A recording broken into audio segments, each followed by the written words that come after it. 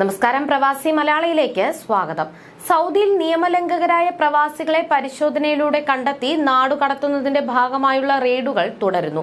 ആഭ്യന്തര മന്ത്രാലയത്തിന്റെ നേതൃത്വത്തിൽ വിവിധ സുരക്ഷാ ഏജൻസികളുടെ സഹകരണത്തോടെ വ്യാപാര സ്ഥാപനങ്ങളിലും തൊഴിലിടങ്ങളിലും പ്രവാസികളുടെ താമസ കേന്ദ്രങ്ങളിലും കഴിഞ്ഞ ഒരാഴ്ചയ്ക്കിടെ നടത്തിയ റെയ്ഡുകളിൽ മാത്രം 20,000-ഓളം പ്രവാസികളാണ് അറസ്റ്റിലായത്. പിടിയിലായവരിൽ ഇന്ത്യൻ പ്രവാസികളുമുണ്ട്. നവംബർ 14-നും 20-നും ഇടയിൽ നടത്തിയ റെയ്ഡുകളിലാണ് 19,696 പേർ പിടിയിലായത്. ആഭ്യന്തര മന്ത്രാലയത്തിന്റെ നേതൃത്വത്തിൽ വിവിധ സുരക്ഷാ ഏജൻസികളുടെ സഹകരണത്തോടെയാണ് പരിശോധന പുരോഗമിക്കുന്നത്. ഇതുകൂടാതെ വിവിധ നിയമലംഘനങ്ങൾക്ക് നേരത്തെ പിടിയിലായി താൽക്കാലിക തടവ് കേന്ദ്രങ്ങളിൽ കഴിയുന്ന 10,666 പ്രവാസികളെ സൗദിയിൽ നിന്ന് നാടുകടത്തിയതായി അധികൃതർ അറിയിച്ചു. പുതുതായി അറസ്റ്റിലായവരെ കൂടാതെ 22,658 പ്രവാസികൾ വിവിധ നിയമലംഘനങ്ങളുടെ പേരിൽ നിയമ നടപടികൾ നേരിടുന്നതായും അധികൃതർ അറിയിച്ചു.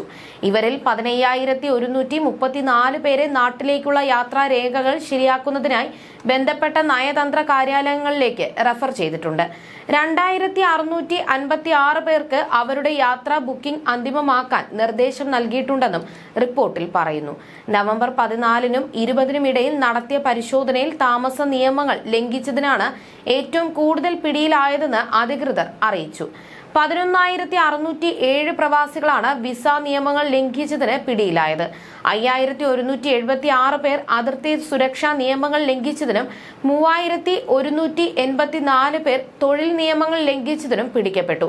അതിർത്തി നിയമങ്ങൾ ലംഘിച്ച് രാജ്യത്തേക്ക് അനധികൃതമായി പ്രവേശിക്കാൻ ശ്രമിച്ചതിന് 1,547 പേരെയാണ് സുരക്ഷാ അധികൃതർ പിടികൂടിയത്.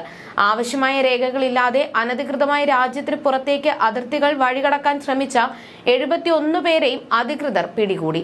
നിയമവിരുദ്ധമായി രാജ്യത്ത് കഴിയുന്ന പ്രവാസികൾക്ക് താമസ സൗകര്യം ഒരുക്കുകയും വാഹനങ്ങൾ നൽകുകയും ജോലി നൽകുകയും ചെയ്തതിന് 22 പേരെയും സുരക്ഷാ വിഭാഗം അറസ്റ്റ് ചെയ്തു.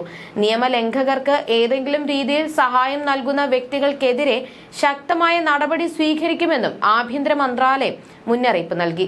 ഇവർക്ക് രാജ്യത്തേക്ക് പ്രവേശിക്കാൻ സൗകര്യം നൽകുകയോ അവർക്ക് യാത്ര ചെയ്യാൻ വാഹനം നൽകുകയോ താമസത്തിന് സൗകര്യം ഒരുക്കി നൽകുകയോ ജോലി നൽകുകയോ ചെയ്യുന്നത് ഗുരുതരമായ കുറ്റകൃത്യമായാണ് സൗദി ആഭ്യന്തര മന്ത്രാലയം കാണുന്നത്. ഇത്തരം കുറ്റങ്ങളിൽ ഏർപ്പെടുന്നവർക്ക് 15 വർഷം വരെ തടവും 1 ദശലക്ഷം റിയാൽ വരെ പിഴയുമാണ് ശിക്ഷ.